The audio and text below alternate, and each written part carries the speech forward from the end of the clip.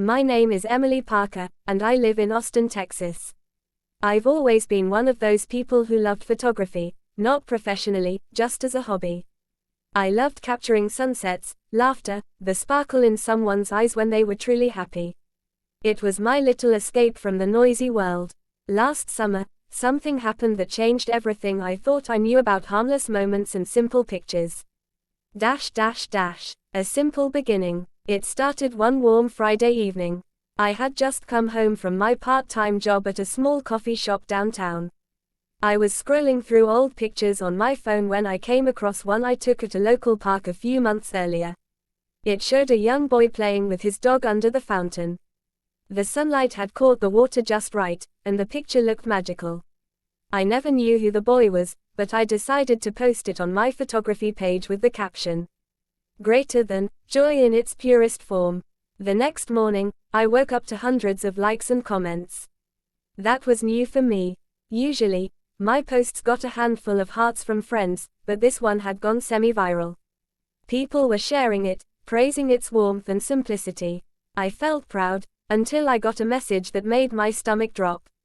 The message came from someone named Laura Thompson. It read, "Greater than, hi, Emily. Could you please remove the photo you posted yesterday? That's my son, Daniel." I froze. I hadn't realized the boy's identity. I quickly apologized, explaining that I meant no harm and would take it down immediately. But Laura's reply was longer, and much heavier. "Greater than, I appreciate that. But I need to ask, where did you take that photo? Daniel went missing 3 weeks ago." My heart stopped. I stared at the screen, not sure if I was reading correctly. Missing. The boy I photographed months ago. That couldn't be possible. The call to the police. I replied to Laura, explaining everything, when and where I took the picture, and that I still had the original file. She thanked me and said the police might want to speak with me. A few hours later, I received a call from Detective Ryan Miller with the Austin Police Department. He asked if I could come in for a brief interview. Sitting in that gray interrogation room felt surreal. I wasn't in trouble, but the atmosphere was heavy. The detective looked at the photo carefully and said, "Greater than, you might have captured the last known image of this boy before he disappeared." I felt chills race through my body. The simple photo I took just for beauty now had real-world consequences. The investigation. The detective asked about everything: what time I was at the park, what direction the boy was walking, if I'd noticed anyone nearby. I tried to remember details, but it was months ago. The only thing that stood out was a man sitting on a bench wearing a dark baseball cap and reading a newspaper. At the time, I thought nothing of it. But now, I wasn't so sure. Later that week, Detective Miller called again. The timestamp on my photo helped narrow down the boy's last known location. Using traffic cameras near the park, the police identified a suspicious vehicle leaving the area around that time. The image I had taken accidentally became a key piece of evidence. The unexpected visit. Days passed. The story spread around town, and local news reporters began calling me the girl who helped solve a case with her photo. It felt strange, almost invasive. Then, one evening, as I was locking up the cafe, a man approached me. He looked ordinary, mid-40s, clean-shaven, but something about his eyes made me uneasy. "Hey, you're Emily Parker, right? The photographer?" he asked. I nodded cautiously. He smiled faintly. "That photo of the boy, you should have kept your mouth shut." My blood ran cold. Before I could react, he turned and disappeared into the parking lot. I called the police immediately, shaking. Detective Miller arrived within minutes, but the man was gone. They checked the cameras, and sure enough, there was the same dark baseball cap from the park months ago. The truth comes out. After that night, I was assigned police protection for a few days.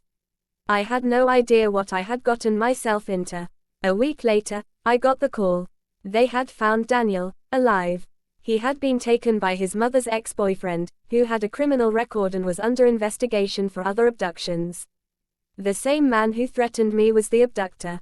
When the police raided his house outside the city, they found several pieces of evidence linking him to Daniel's disappearance, including a news clipping of my photo printed and pinned to a wall.